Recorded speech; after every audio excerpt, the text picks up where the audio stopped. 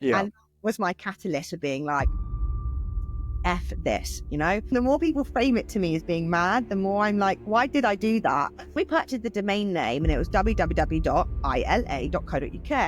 That cost us $20. Honestly, people were like, you're nuts. And my mum was like, don't tell your dad, love, what you're doing. It's going to be boring. We dominate the market so quickly by our choice of name. You can have the best strategy in the world, but if you don't have self-belief and you don't trust your inner authority, you're not going to get that far. On today's episode, we have Anastasia, and we talk about her business and the growth over the last 3 years. We also discuss where the inquiries come from, what works best for her, as well as how much she spent on a domain name. So wait until you hear that. This is the Eardley Bird Business Podcast with me, Oliver Eardley.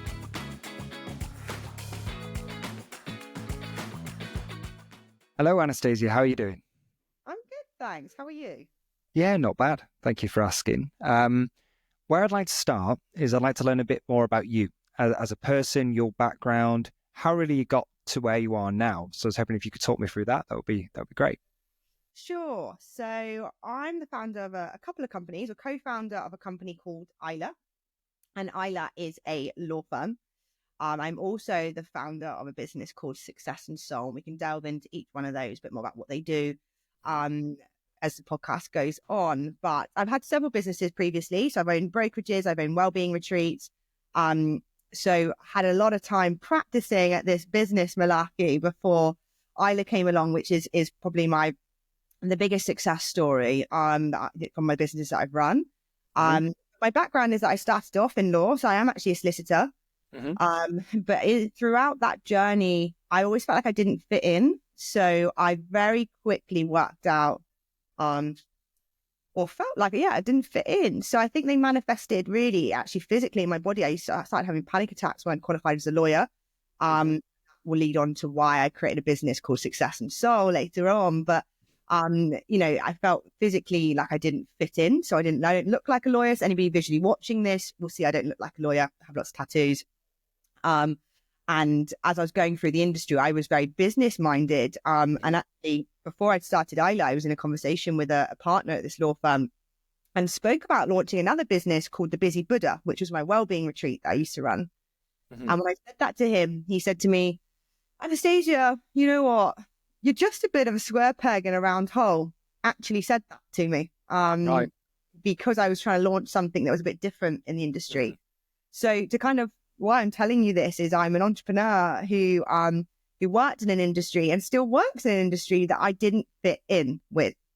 And it was very much manifested in my body by these panic attacks. My body was screaming at me, you don't fit in, we're not comfortable here. That isn't a defeatist thing, by the way.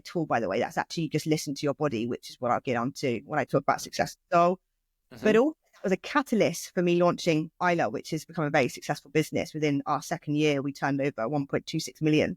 So it grew rapidly. And that was off the back of feeling like I didn't fit in the world. So, I have a legal background, but I'm very much driven by this desire, the recognition that I was different. I used to my advantage and brings me to where I am now in terms of actually having left the legal world. ILA is a law firm, but I left the legal world insofar as I didn't continue working for someone else, start my own business.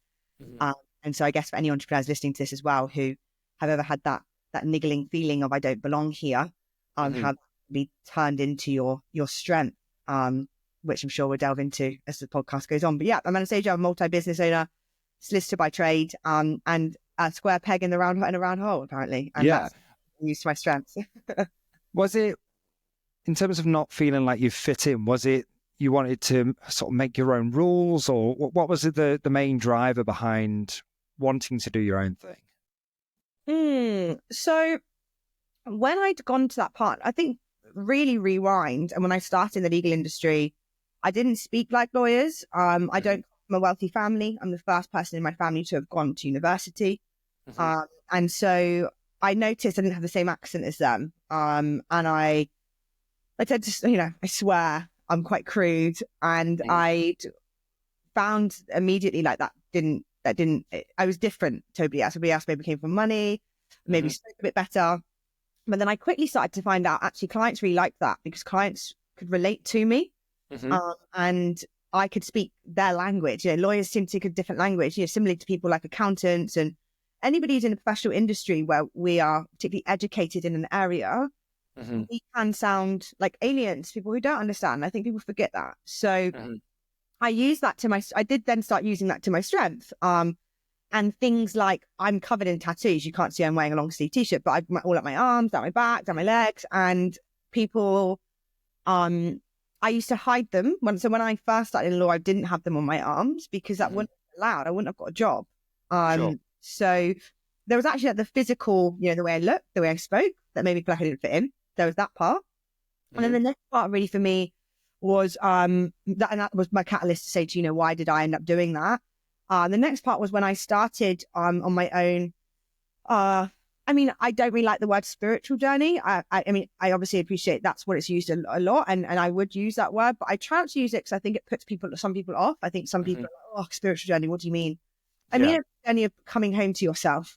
I mean a journey of connecting with yourself and reclaiming your inner authority is what I mean. So that's why I try not to use spiritual, because I don't want it to put people off.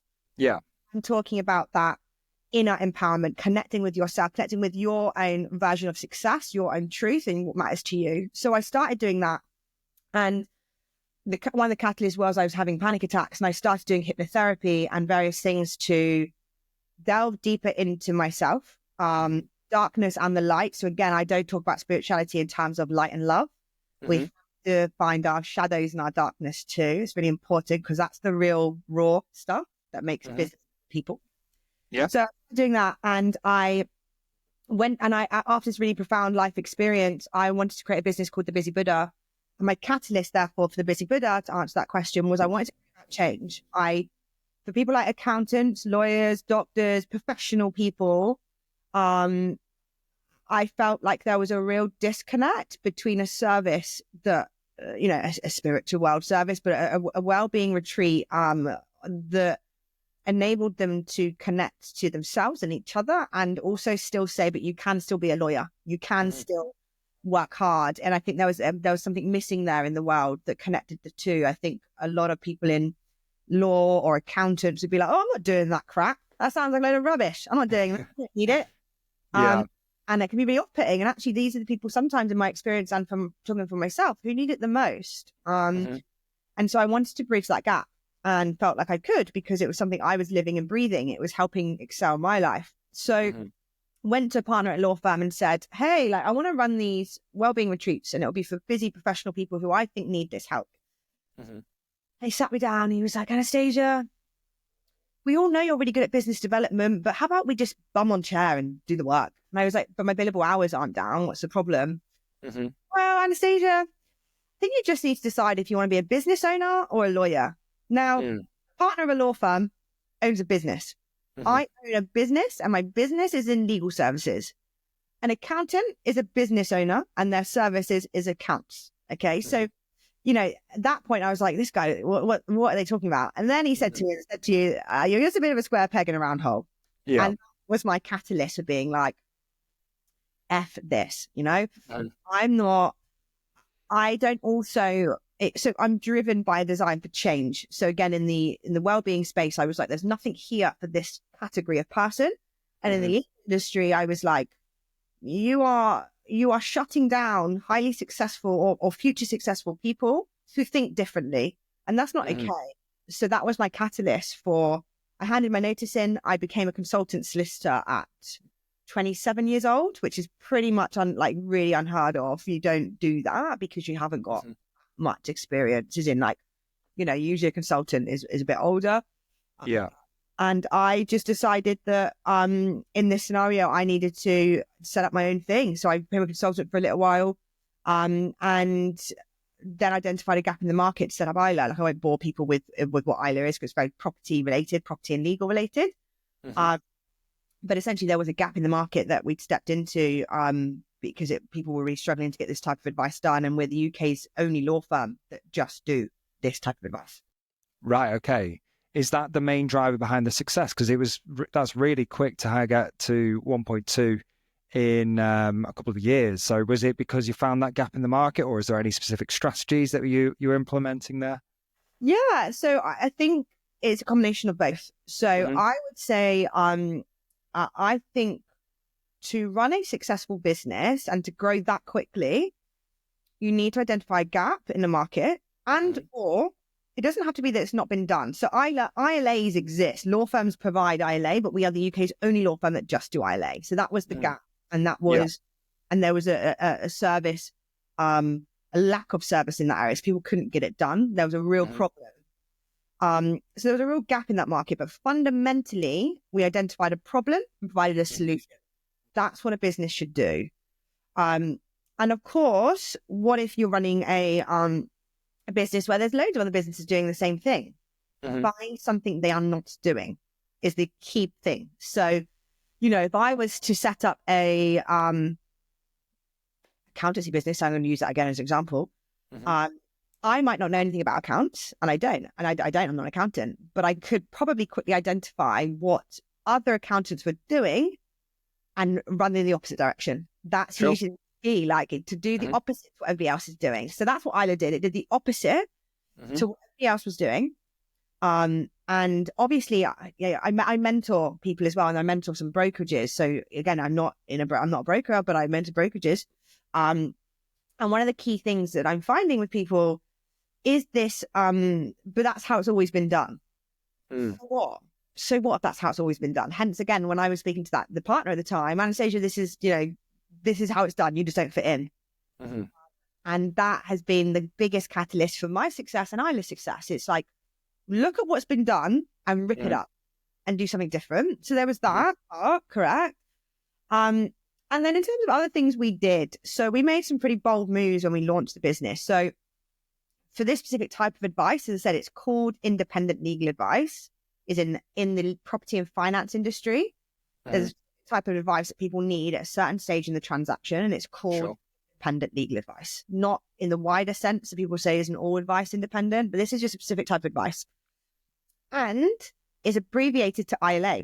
So people will say to their clients, solicitor, broker, a lender, might say, you need to go and get ILA.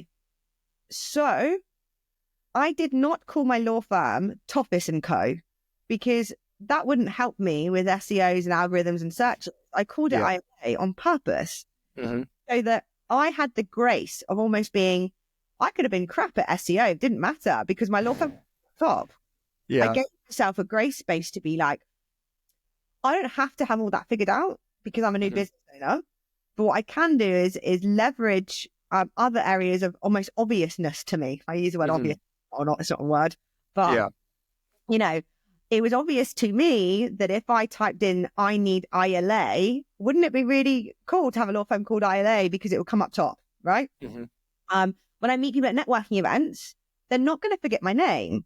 Whereas ask yourself, I think for a lot of business owners, the reality is, and the truth maybe they don't want to know, is no one cares about your surname. You care about your surname, but no one else does. So when you go to a networking event and say, hi, Anastasia Ttofis, I'm the founder of a law firm called Ttofis & Co. I think it's really good because my law firm, I'm really proud of myself. And so you should be. But that person doesn't remember your name. They don't remember your surname. No, they don't care, like, necessarily, right? So what they would remember is, oh, I'm talking to a broker and they have an issue. Oh, do you have problems with getting ILA? All the time. I've got a big problem. I can never get ILA. No problem. I own a law firm called ILA. So next time they go and get ILA, they're just going to remember me, right? So we dominate the market so quickly by our choice of name. So I would look at the name carefully, is something I suggest to people. Then we purchased the domain name and it was www.ila.co.uk.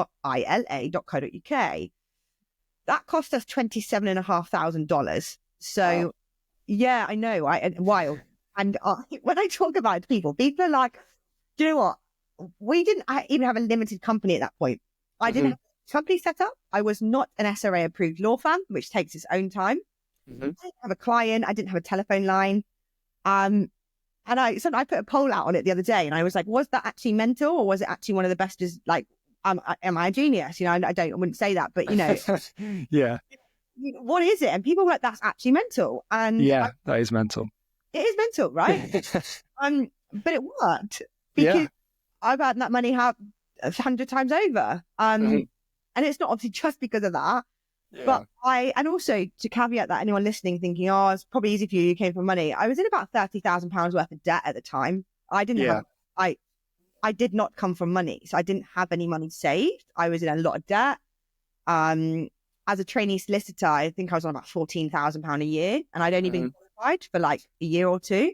So to think otherwise, there are a lot of limiting beliefs that people write a narrative. Well, that's easy for you to say, listening to this. It's easy for you to say you had money. I didn't. So why did I do it? I don't know. I did it because I knew it would work. I knew it. And I just can't tell you why I knew it. I just knew it. Is in I trusted my gut and said, go big with this. If we're going to do it, we've got to go big. We've got to get the domain name so that if I go to events and I say, if you want to find us, you find www.ila.co.uk. So things like that. Things like connections. So I was just networking all the time, talking to people, and I was speaking to somebody yesterday actually, and they asked me at one of their events to come as their keynote speaker to talk about this type of thing. And he said, ILA was successful because of these other things, but also fundamentally, Anastasia, because of you, because you stand out. And that's another key thing that I try and impart with people and now teach them in Success and Soul is the thing. And this is why I started by saying, if you wonder why did I start saying about I didn't fit in, I used to have panic attacks, is because it's full circle. Me not fitting in has made my business exceptionally successful. And so for any of you like weirdos out there, Karen being weird, Karen being a massive weirdo. Just be weird. Yeah, just own it, own that. And it is hard to do. It is really hard, as many times I've walked into rooms and felt so uncomfortable because I look different, particularly even events that are quite bougie and everyone's dressed up. That's not my style. So I feel uncomfortable. And now it doesn't, but it did. So I'd say those are the things. I kind of took massive jumps. But I strategized well. I strategized in what I thought would be a logical frame of mind for anybody finding my business. I think people, particularly law firms, get caught up in their own ego. Be proud of yourself, and you should honor yourself and be like, you know what, I'm killing it, and I trust myself and I believe in myself. That's critical, but not an ego where, as I said, like calling things by your name maybe, and you can, but I'm saying that I didn't do. I went against that status quo. And in terms of like our online booking system, I was talking to somebody the other day on a podcast, and he said to me, how did you know about all this user face experience stuff? I don't know what he's talking about. And I was like, I didn't even know it's called that. I just do it because to me, it was just obvious that when a client comes to my website, they need to be able to book easily. And we often create these barriers because it's easier for us. Forget about yourself and think about your client at all times. I love that because I always say to clients, I'm always like, I use the exact phrase, make it obvious, make it like it needs to slap that person in the face as this is what you need to do, or this is why I'm credible. And most people just almost make it overly complicated on purpose in a way. I don't know why they do it. There is a few things to unpack here and a few really interesting areas there. The first one being the big gamble around the domain. Can you still hear me? Because the line's... I can hear you now. It cut out. I'll say it again. So I was going to say there's a few things to unpack. There's the domain gamble, I'll call it, because it's quite a big risk, really, spending 27 grand on a domain. Before you made that decision, obviously you had this thought process of this is the process that my customers will go through. I believe that if people are searching for this, they're going to find me, which is cool. But did you do any research in terms of looking at how many people are searching for that or anything like that? Or do you just think, I'm just going to go for it? No, I didn't. Wow. Honestly, that's insane to me, but I love it. I mean, it's great, but... I didn't. I just knew, like, obviously I was banking and finance lawyer. So I was getting a lot of people coming to me saying, I need ILA. And the wider industry issue was that a lot of law firms weren't doing ILA because of the regulatory costs, and they're not particularly high value transactions, but they're seen as high risk. So you could charge £400 for an ILA. but it seems quite high risk work because you're advising on multi-million pound security documents sometimes. And I just thought to myself, but if you were doing them on maths and it was the only thing you were doing, you'd make lots of money. And we've done nearly 9,000 ILAs now. And we launched it. People were laughing at me. Honestly, people were like, that will never work. Lawyers were like, that's a stupid idea. You can't make a business just doing ILAs. I was like, you can. You're not looking in the right place. But no, I didn't do research. I knew there was a problem in the industry. Yeah. And I just knew. It's always really good. I talk, and these are great questions because it's actually the more people frame it to me as being mad, the more I'm like, why did I do that? Yeah. I mean, I love it. I mean, it's awesome. Yeah, and I just also think like, you know what, we can get really caught in like analysis paralysis, and we're constantly analyzing. Well, can I do this? Should that work? Sometimes you need to fail quick and fail fast. And the best way to test it, if I'd been like, do you know what, I'm going to test it with like ILA online.fast or some long protracted ILA name, I wouldn't have this impact. So I couldn't necessarily test it as quick. I couldn't test it correctly. I could have tested it, probably a bit cheaper. But I think I just, look, for me as well, to say, well, how did you have that level of just guts to do that? I'm not a risk adverse person, and I'm not afraid of risk. And I think to be an entrepreneur and a good entrepreneur, you have to be okay with risk and loss. I've become very okay with losing money. And because it happens, and it happens very often, not loads, as in obviously your strategy is that you make money, but you have to be okay with that. You know, if I'd said to you, if you do this thing and you might lose 30 grand, but you might, is it like you said, you've used the word gamble, but you might make 1.26 million. Yeah. Are you going to take that risk? But I mean, again, with an entrepreneurship and how I've run this business is, I think Stephen Bartlett talks about this as well. You need to be able to make a calculated decision quickly without getting too far into the analysis of it. So, you know, the headline risks, like this possibly is an issue, but these are possibly the good things that come with it, and I'm just going to roll with that. Like, otherwise, you could be deciding for years, and which is what most people do. They get stuck in that decision phase for years because there's pros and cons to all of it. Of course there is. So yeah, and I think a lot of mine came from, I just had started having the hypnotherapy beforehand. And this is also why I'm so passionate about entrepreneurs now. Success and Soul is focused on entrepreneurs, which is my business that I've just rebranded or relaunched, the Busy Buddha. It focuses on entrepreneurs because you can have the best strategy in the world, but if you don't have self-belief and you don't trust your inner authority, you're not going to get that far. I don't think so. And I just started having hypnotherapy, and I think it just gave me a bit of like, F it, you know, who cares? What's the worst that can happen? I fail. Oh, well, at least I tried. And, you know, you miss 100% of the shots you don't take. I mean, you've mentioned two potential rewards from having that domain, right? So there was the events that you mentioned, and obviously being a memorable name, people can come and find you. And then the SEO benefits, so people that will find you on Google. Where did you get the majority of your business from? Was it from Google and people Googling looking for it, or was it from events and people just remembering you, or a bit both? How did it sort of pan out after that? Yeah, so Google is our top source of events. So events of work, sorry. So we also, from the outset of setting up ILA, without again knowing anything about business, it was just obvious to me. I tracked every single inquiry and where they came from. I also tracked every inquiry that we didn't get converted and why we didn't get converted, as much as we could, as much as people would engage with us on that topic.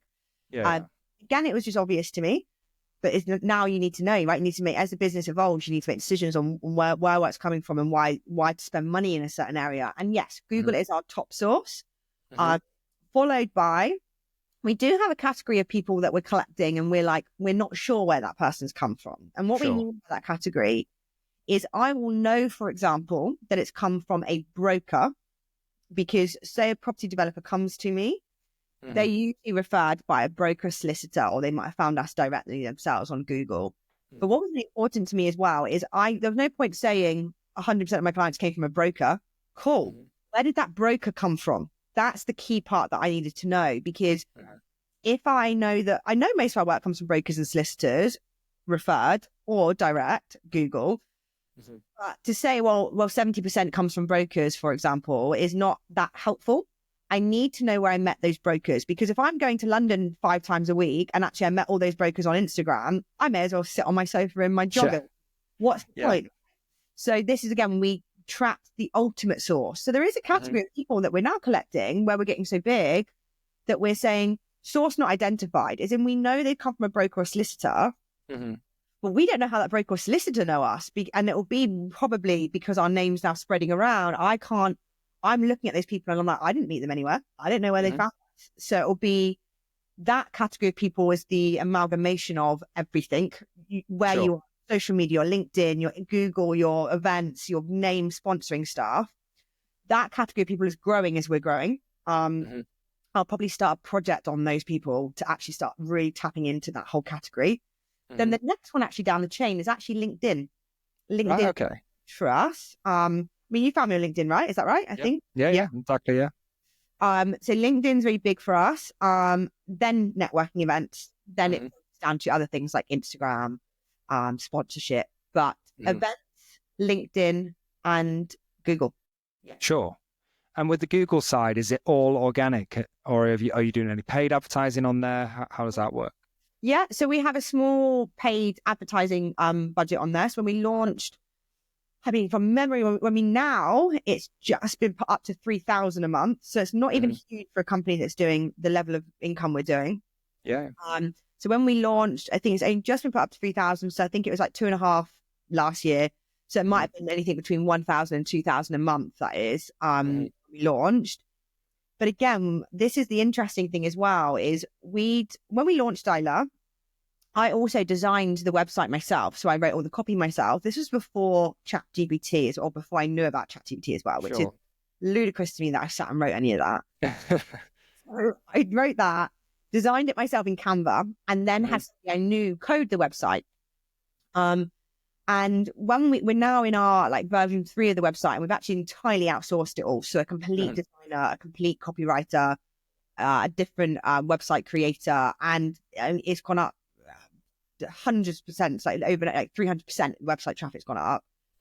And what we discovered was actually when the SEO person looked at it, was like, your SEO is actually terrible. But it's your domain, it's your domain name that helps you. Yeah. So I said, I gave myself space to fail almost. So I failed at SEO because I wrote the copy myself. I failed at making maybe the website look as clickable and friendly as it could have done. But I gave myself the best chance by using a domain name that dominated the market. So inadvertently probably saved my business because I was bad at the other stuff. It wasn't that I was bad at it. I just didn't do it very well. Many business owners do at the start, right? You don't have any idea how to design a website, any idea what things are most important, which is also why learning from other people, listening to podcasts is an epic shout to do. And yeah, the guy looked at it and was like, the SEO expert was like, this is bad, as in your domain name has been the reason for one of your reasons for your Google success. And actually, this month, our PPC spend, although we've allocated 3,000 to it, I think actually we'd allocated 3,700. I've just dropped it down to 3,000 because I was like, we don't need that much now. This month, our spend was like £197 because our SEO has rocketed so much.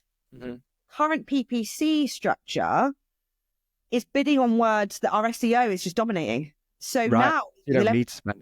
Now, when we were doing the levels we're doing within year 2, I mean, year 1, I think we did a 360-something thousand pound turnover. So already by year 1, we were 6 figures.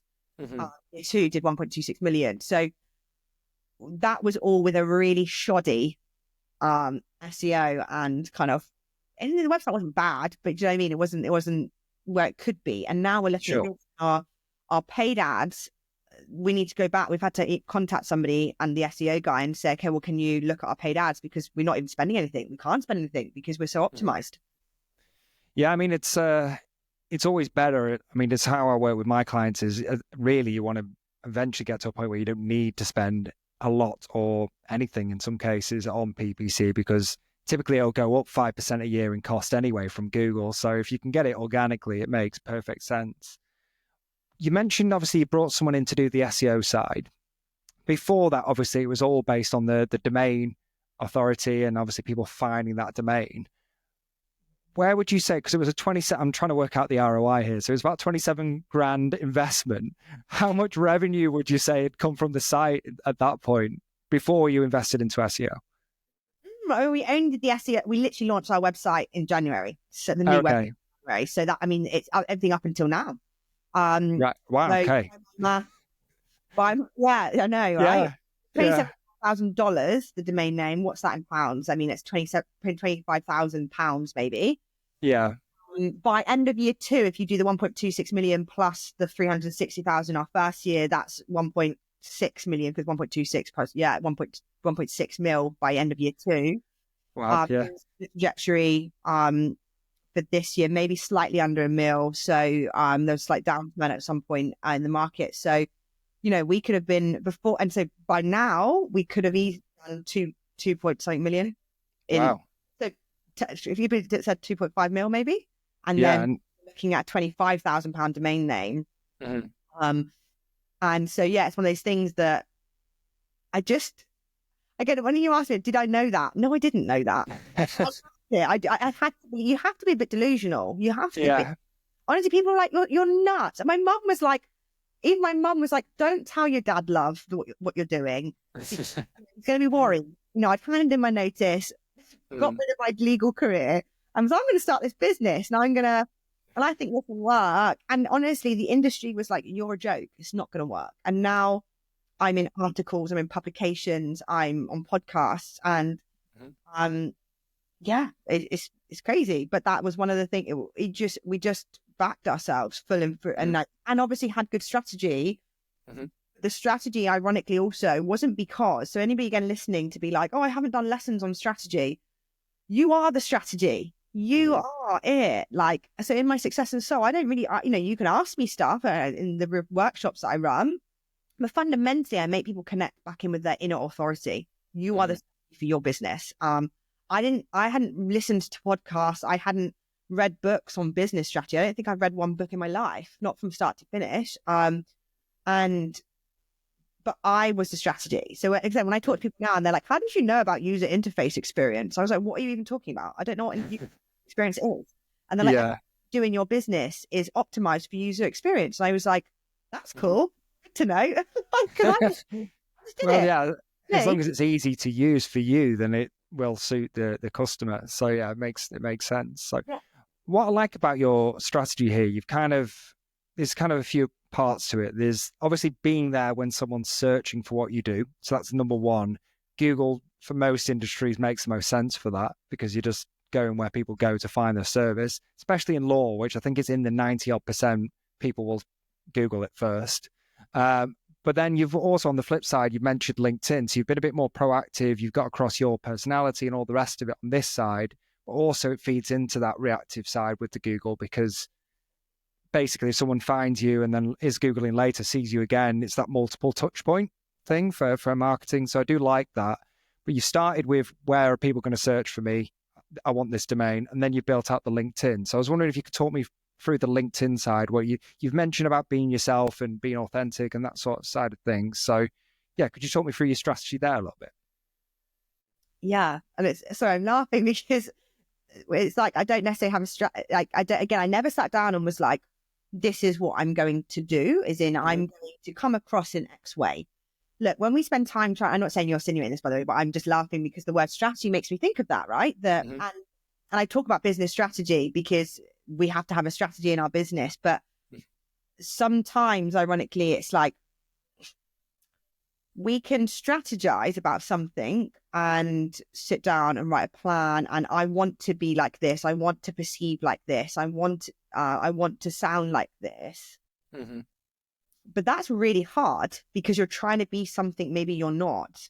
So also there's that element of strategy. There's absolutely, you need strategies and systems and processes. And I talk a lot about that when I'm coaching. But there's also this part of strategy, which is actually kind of simple, but really hard, which is just be yourself.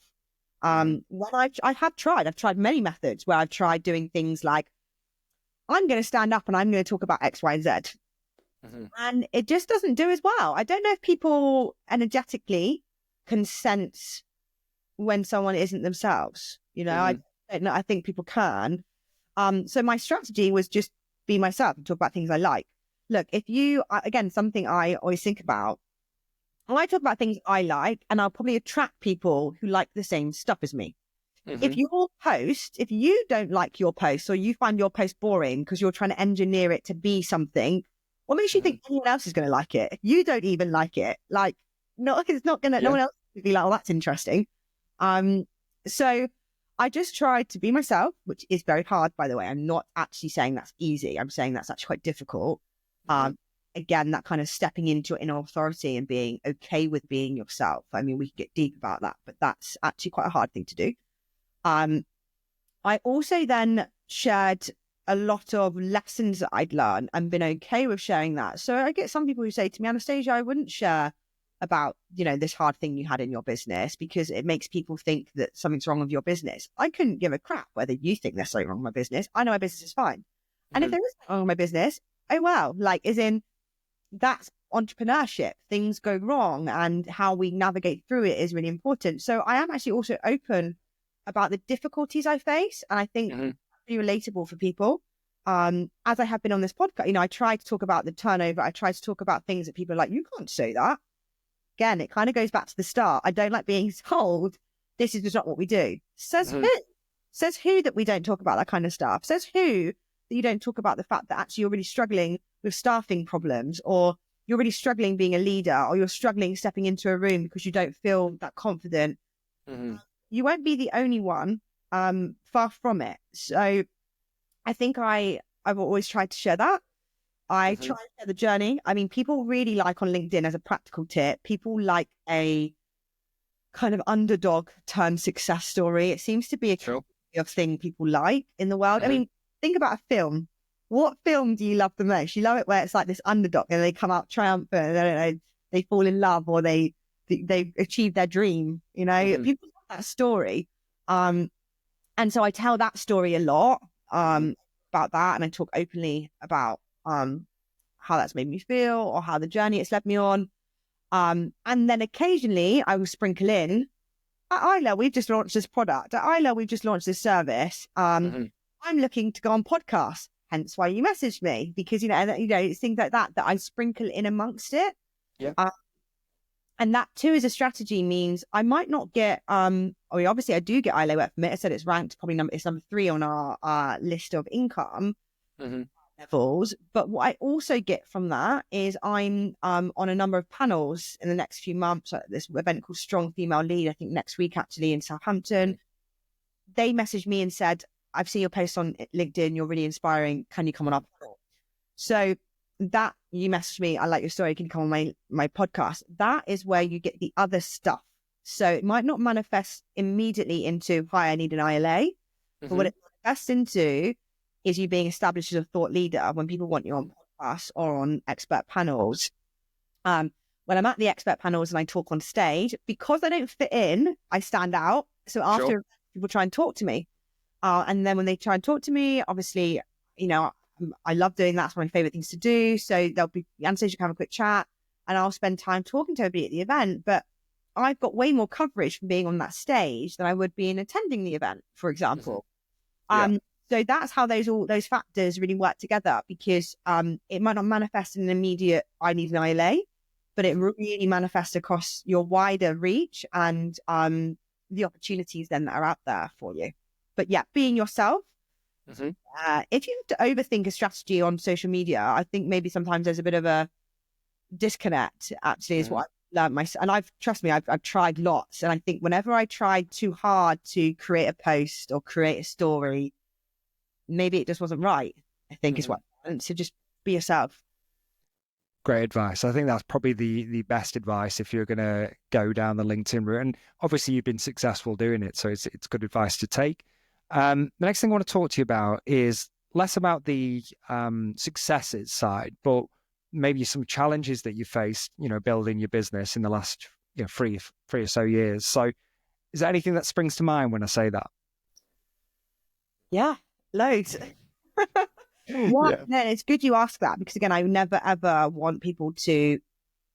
It can be really disempowering and uninspiring, actually, for people to talk only about their success. So I always really, anybody listening into this has any questions after, like, message me and I'll share that with you openly. And so it's a good question. Thank you.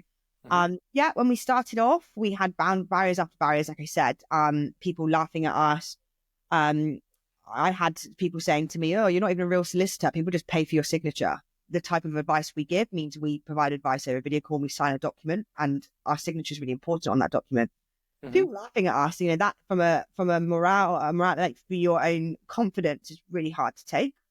But again, I think it's a good sign. If people laughing at you, is because they can't see what you can see. When we went to launch, we needed insurance to launch, and our first quote was like £60,000 or something. I didn't have £60,000. My business partner said to me, "Well, that's the end of the road for us." And I said, "No, it's not. Let's get approved. And once we're approved, we'll find another insurance quote," which we did. And I think from memory, it was about 11,000 or something. So, substantially reduced. I've had multiple staffing issues. Staff are difficult. I love my team that we have now, but I've had to fire people. I've had to fire friends. I've had to lose friendship groups from my own growth. That's really, really hard. No, not many people talk about the isolation you feel once you start along a path, maybe where, for me, myself, it wouldn't matter how much money someone owns, how successful they are, but other people can get quite triggered by that. So your group changes and you're inspired maybe by different things that your mates that used to hang around a park and get drunk with, I'm only young, I'm 32 now. I launched ILA when I was 28.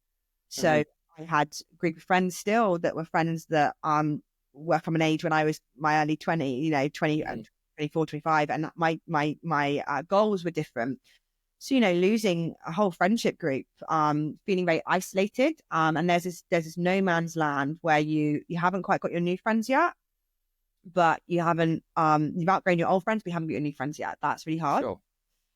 Staff, yeah, difficult. When you're leading a business, you make decisions that you try and make the best decisions for all of them.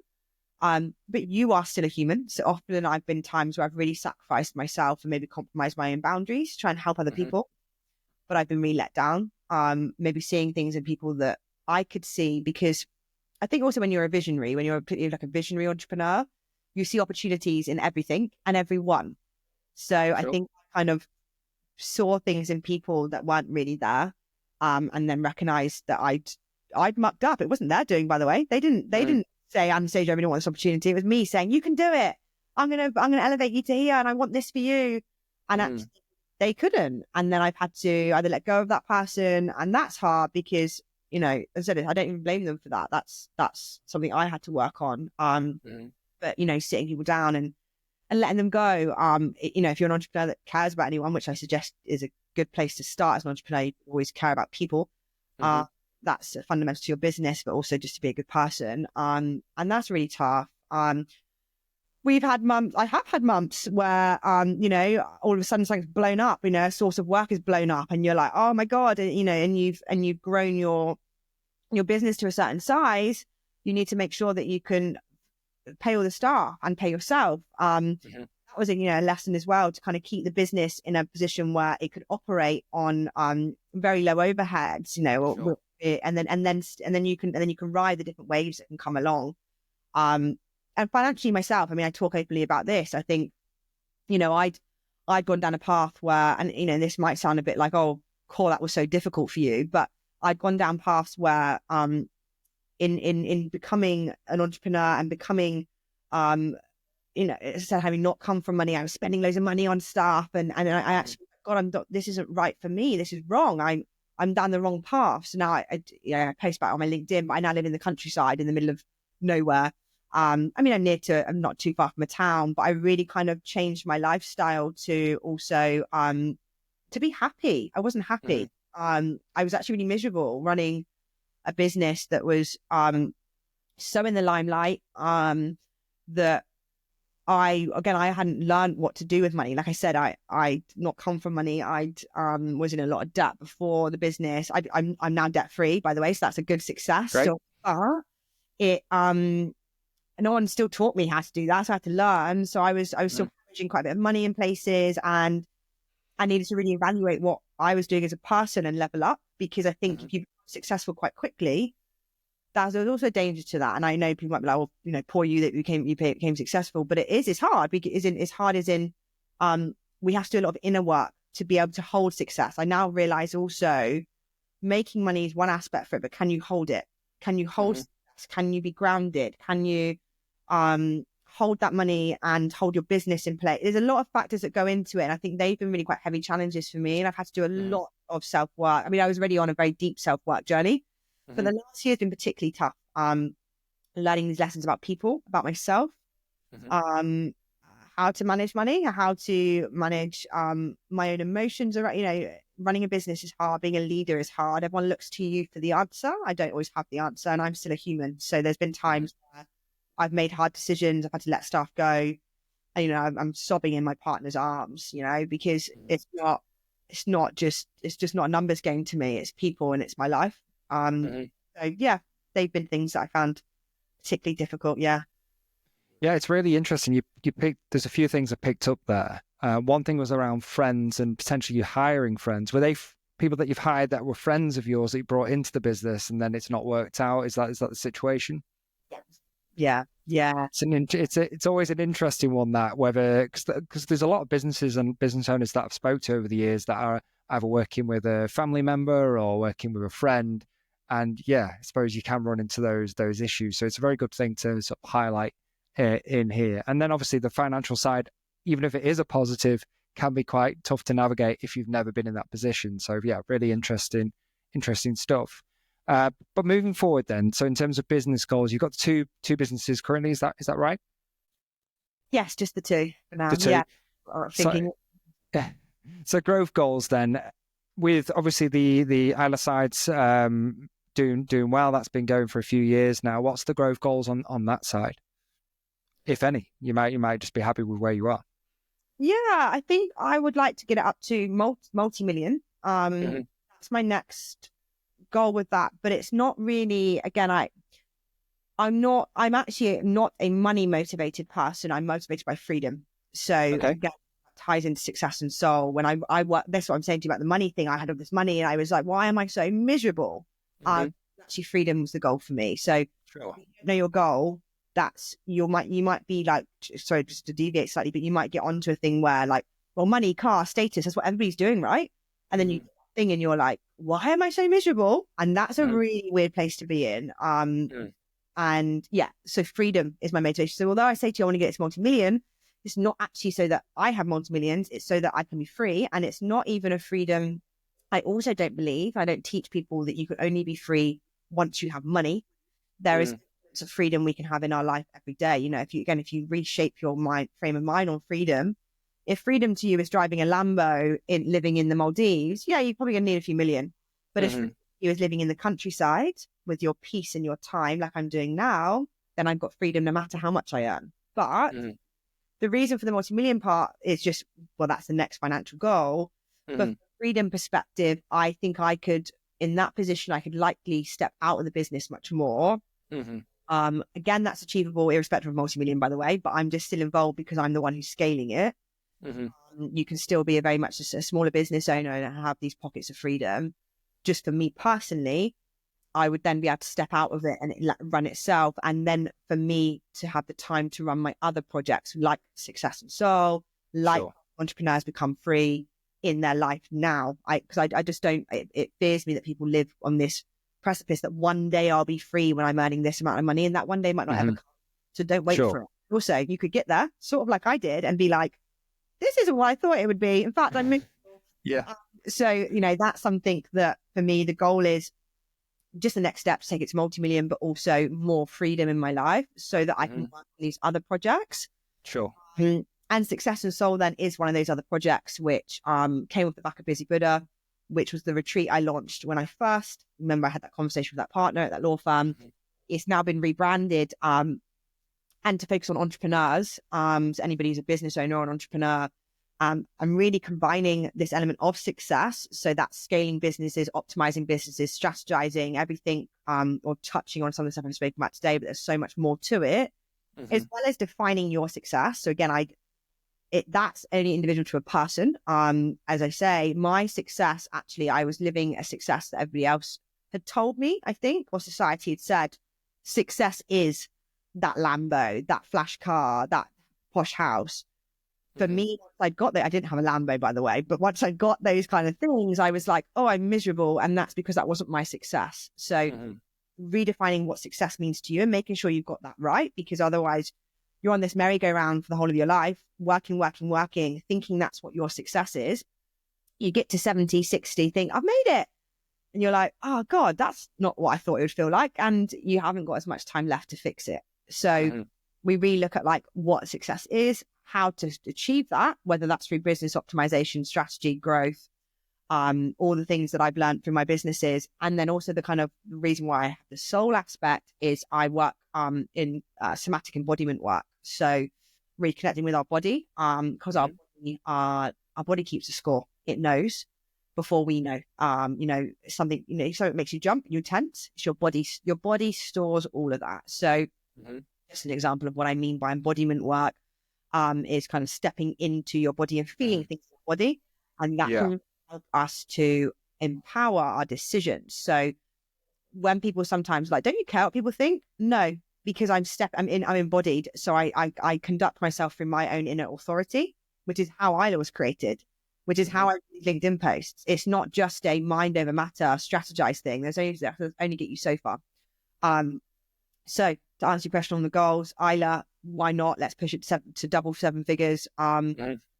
Create more freedom. I said, I'm still very much the one scaling the business. I have a lot of freedom in my life, which is fantastic, but to really step away and allow that to run, and then continuing to grow success and soul. I've got a workshop coming up actually on the 15th of May, called Somatic Strategy.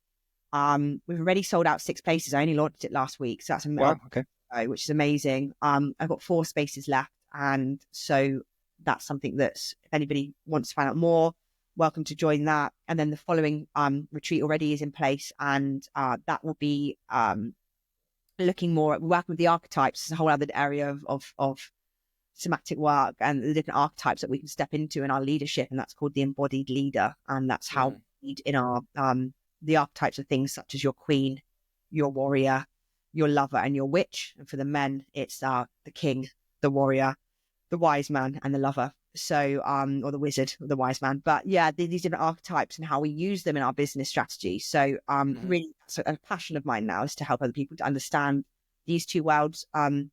Nothing is linear. These two worlds are really linked, and to create the success I've had in ILA, I'm just kind of replicating that and trying to help other people with it now. With those workshops, are they in person or are they virtual? How does that work? Person. So again, obviously you can do things online, absolutely. And I might occasionally run online stuff, but I love feeling energy that you can feel really strongly in person. And then I think kind of community is critical. I mean, something we've spoken about networking events, but why networking events work is community. It's people saying your name when you're not in a room. That's your brand. So when we come to these workshops, you'll meet people who are understanding what you want to achieve, how you perhaps are curious about how these two worlds amalgamate, and the people in the room will be sharing that similar experience with you. And so in person, I think is really important for that community feel, and actually that really feeling that embodiment and the energy that I bring, and also that everybody in that room will bring. Perfect. And with the business side, so the ILA side, taking that, so let's say into the multi-millions, do you have a plan? I know it's not all about strategy for you, and it's like there's a lot of gut feeling there, which I really love about you, because it's like, right, I feel like this is going to be right, and I feel that a lot of things have driven success for you in that way. But have you got anything specific that you're actioning, saying, look, this is how we're going to get there? Yeah, absolutely. So yeah, you are right. I mean, we've spoken about a lot where I'm like, I don't really know how I need to do that, but that's my role. I strategize. So often I come up with a strategy and I can't tell you exactly why I've come up with that strategy, if that makes sense. So it's more, I think, that if anybody is like, oh, she just winged it. I definitely don't. I definitely have a strategy, but I really open that and step into it and go, do you know what? I'm just going to do it. But the current strategies that I'm working on, or always have done with ILA, is optimization. So in order to create more breathing space in the business, if you can imagine taking like an inhale. So, and as we inhale, we kind of expand when we breathe out. And every time we inhale, we expand some more. That expansion phase to me in a business is your optimizing and your AI and your automation. So the only reason why I can manage the team manage 8,000 ILAs is because we use AI and automation. And when I mentor people and they say to me, "Oh, Anastasia, I can't grow because I'm forever messaging people back," we build in automation without taking away the personal touch. So anybody who's like, "No, I must speak to my clients," you will, but there's stages in order touch points. You spoke about the touch points to add in the growth, so you can kind of expand, whilst also not being the bottleneck for that business. So continuing, the strategy is now to continue optimizing. So a partner was telling me, actually, he was listening to something that Elon Musk was saying about, and each time he rolls something out, he gets it off the ground. That's that intuition you're talking about and that gut feeling. Get it off the ground, because if you sit on it for ages, it's never going to happen. When it's off the ground, optimize. So we know whatever's working is working, but to grow more, I need to optimize more. So one of my strategies is optimization. The other strategy is actually way more marketing. So it might surprise you, I'm actually the only person in this business that markets. None of my team are marketers. I'm the only marketer in the business. I don't know if that's the right word. But I am the only one who deals with our business development. And the reason for that was just because we grew so quickly, and I kind of didn't need, we were just growing and I was optimizing. So as the team was growing, I was doing a lot of the strategy as in the overall strategy of the business. And the marketing things we spoke about, obviously were in place, but I was the one going to the events. I was the one posting in. If you look at everything we spoke about, it was me. To take it to the next level, I just need to hire some marketing people. So that's my next strategy, is bring in marketing people. We have email campaigns to this database. I think I mentioned it. We've got about 10,000 people in property that we've collected in our database. So I always did data. Data was critical again to us. We're now launching a mailer campaign, which again, I've outsourced externally. So we've got evergreen mailer campaign that's going out, which will be getting people to partner with us, and we will run a different evergreen campaign every quarter. So now you can see I'm strategizing a bit better. When I say better, as in I'm now talking to you about strategy, because something very much I do, and the business was built on systems, strategy, but the gut part of it is do it, just do it. The gut comes, and then the strategy comes in as well, which is also what Success and Soul talks about. Things like previously we've done as well, which we don't need to do now, but if anybody listening to it, if you're thinking, what's the first strategy I do? Everything in my business is recorded on Loom. We use Loom. And I have a process guide for every single thing. So when I hire staff, as I'm not saying, if you're a solo entrepreneur, you think, how am I going to hire staff, run the business and do this? Your first stage of optimization is to get everything in the process guide. And then when you hire, you say to the people, you need to train your staff, but you say to the people, here, watch this video, here, do this. So just as a sidetrack of what I'd recommend somebody does if they're trying to optimize and strategize. But for me, the next steps are really going crazy on the marketing, because although I've spoken to you about marketing, actually a lot of that was through me, and the business was focused on strategy, and then focused on the strategy of the business and the optimization of our processes, which are now native. And therefore we've got a room to breathe in, to breathe out, and as we breathe in, we grow, so that's that next stage. Perfect. I think there's a lot of good stuff in there for business owners. I really love the AI stuff, almost making it so like those more mundane sort of repetitive tasks are almost taken up, so you don't need to spend time there. Obviously scaling up your marketing, email marketing as well, will be a great step for you guys.